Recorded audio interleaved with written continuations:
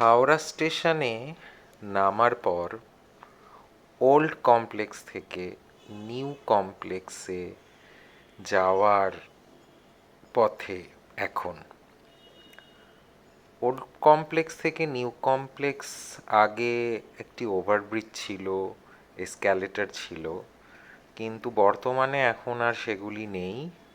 ওই হাওড়া স্টেশনে গঙ্গার তলা দিয়ে মেট্রো রেল তৈরি হওয়ার পর এখানে এরকম রাস্তা মতো বার করে দেওয়া হয়েছে।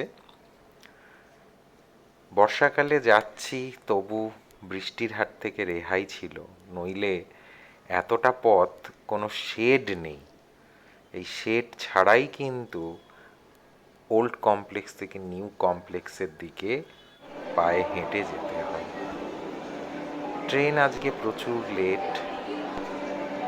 হাওড়া পুরী বন্দে ভারত এক্সপ্রেসের টাইম সকাল 6:10, কিন্তু ট্রেনটি হাওড়া স্টেশনে দিলই 6:30 পর। যাই হোক, ট্রেন ঢুকেছে, ট্রেনে উঠবো, আমার